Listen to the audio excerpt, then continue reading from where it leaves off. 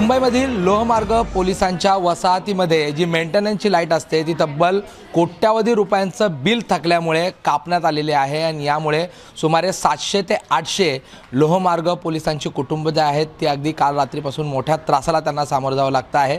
फक्त या ठिकाणी जे मेंटेनन्ससाठी असलेले रुग्णालय आहेत, इथलं पाण्याची व्यवस्था आहे आणि सगळ्यात महत्त्वाचं म्हणजे माझ्या मागे जर बघितलं तर त्या ठिकाणी एक डॉग स्क्वॉडचा रूम आहे ज्यामध्ये तब्बल 9 डॉग्स आहेत जे BDSचे डॉग्स आहेत ज्याच्या बॉम्ब शोधक पथक जे आहे त्यांच्यासाठी महत्त्वाचं काम करणारे हे डॉग स्क्वॉड आहेत। त्याची देखील लाईट गेल्यामुळे तिथल्या प्राणीमात्रांना देखील तिथे असलेल्या कुत्र्यांना देखील तर सामोरं जावं लागतं आहे। आणि माझ्या मागे जर बघितलं तर हे लोहमार्ग पोलिसांचं आरोग्य केंद्र आहे। इथे जर पोलिसांच्या कुटुंबांना किंवा पोलिसांना काही तातडीने उपचार करायची गरज लागल्यास त्यासाठी हे केंद्र जे आहे ते महत्त्वाचं केंद्र आहे। मात्र इथे देखील पूर्णपणे लाईट गेलेली आहे आणि या केंद्राबरोबरच महत्त्वाचं असलेल्या ECGच्या मशिनरी असतील, एक्सरेच्या मशिनरी असतील, त्यांचं हे नर्सिंग विभाग आहे आणि इथे देखील आपण जर बघितलं तर हे पूर्णपणे ठप्प झालेलं आहे।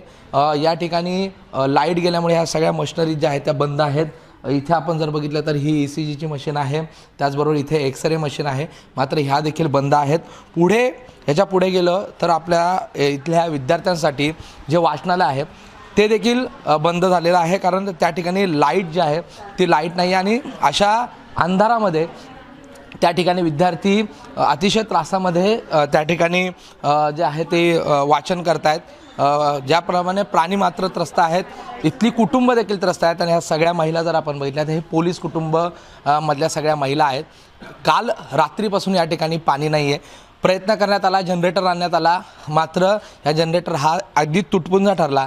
आज सकाळपासून पाणी नाही, मेंटेनन्सच्या लाईट्स नाही, अशा स्थितीमध्ये कुटुंब आहेत। या अगोदर ज्या इमारती आहेत त्यांचे दुरावस्थेचा प्रश्न होता, पुनर्वसनाचा प्रश्न होता आणि आता कालपासून हा कोट्यावधी रुपयाचं बिल प्रशासनाने भरलं नाही, त्यामुळे पाणी नाही, अशा प्रकारच्या व्यवस्थांमध्ये लाईट नाही अशी स्थिती आहे। ताई, किती दुरावस्था आहे, कालपासून किती त्रासाला सामोरं जावं लागतंय? कालपासून खूप त्रास आहे। ह्याच्या आधी पण लाईट कट करून नेली होती, त्यावेळेस पण जनरेटर 2 दिवस जनरेटरवरती पाणी आम्हाला आलं होतं।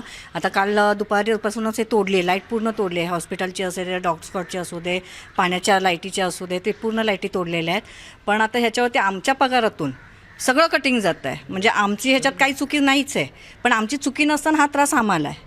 हा त्रास आम्हाला का? प्रशासनाने जर बिल भरलेलं नाही तर तिकडे काहीतरी करा ना, तुम्ही इथे येऊन आम्हाला का त्रास देत आहे? आणि मुळात आहे ना की मेन पाणी आहे, पाणी असेल तर सगळे आज सकाळपासून सगळं काम सगळं ठप्प आहे। आज काहीच नाही। आत्ता जनरेटर लावलं होतं, मिनिमम फक्त 10 मिनटं पाणी आलं आहे, पण ते पण एकदम स्लो होतं। अशा परिस्थितीत आम्ही काय करायचं? आणि पगारातून मेन भाडं जातं आहे, पाण्याचं बिल जातं आहे, सगळं जातं आहे। आज आम्ही 25 वर्ष झालं मी इथं भाडं भरते, पाण्याचं बिल भरते, सगळं जातं आमचं। मग प्रशासनाची चुकी आम्ही का भोगा? ह्याच्या चुका आम्हाला का नडत आहेत असं आहे। काल रात्रीपासून या ठिकाणी वीज नाही, या अगोदर देखील अनेक समस्या होत्या, त्यात आता ही खूप मोठी समस्या आहे। पाणी नाही आहे आणि रुग्णालयांमध्ये देखील वीज नाही आहे, तिथे डॉग स्क्वॉडच्या विभागात देखील वीज नाही। किती मोठा त्रासाला सामोरं जावं लागतं आहे? त्रासाला म्हणजे पाणी नाही आहे, मुलांना शाळेला पाठवायचं, आज सकाळपासून पाणी नाही आहे, कामावर जायची लोक, बिना आंघोळीची मुलं अजून होतीत। आता जनरेटर आणून लोकांनी आम्हाला थोडीफार मदत केली, तेही प्रशासनाने दिलेली नाही आहे, इथल्या लोकांनीच मदत केली। आमच्या पोलीसवाल्यांनीच जनरेटर मागवले आणि त्यांनी पाणी सोडले, तेही 10 मिनटंच पाणी आले आम्हाला आज। ताई, कोणाला तक्रार केली का या संदर्भात? नेमकी कोणाशी तुमचं बोलणं झालं आहे का किंवा तक्रार केल्यानंतर काय उपाययोजना झाली आहे का? नाही सर, काही उपाययोजना नाही झालेली इथे। पाणी जनरेटरने इथं आलेलं आहे सगळ्यांना, बाकी काही मदत नाही कोणाची इथे। किती त्रास होतो आता सकाळपासून? सकाळपासून मुलांच्या आंघोळी नाही, प्यायला पाणी नाही, कपडे धुणे, भांडे धुणे सर्व येते त्याचं।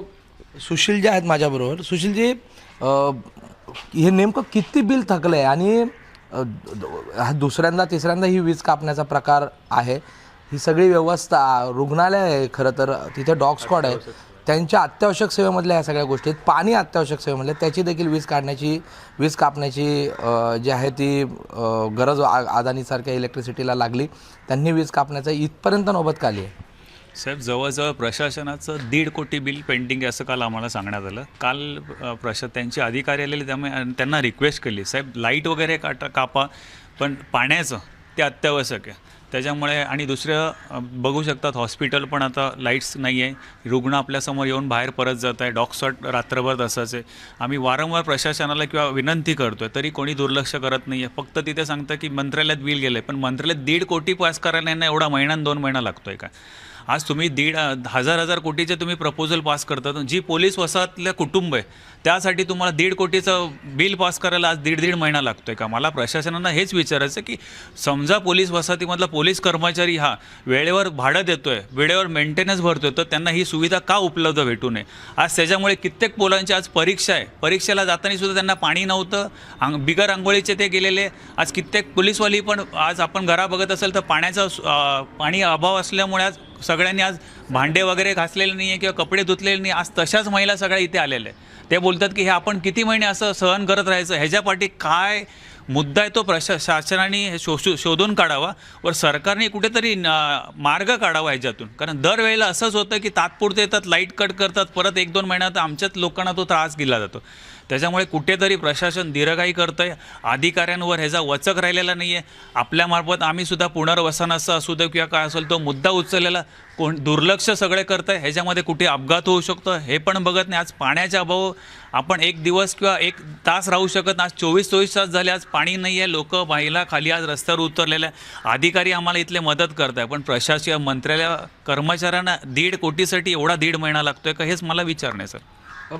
खरं तर ही सगळी पोलीस कुटुंब आहेत, म्हणजे लोहमार्ग पोलीस जो हजारोच्या संख्येने आज त्या ठिकाणची रेल्वे च्या व्यवस्थेची सुरक्षा करतात, आपली सुरक्षेसाठी त्या ठिकाणी तैनात असतात.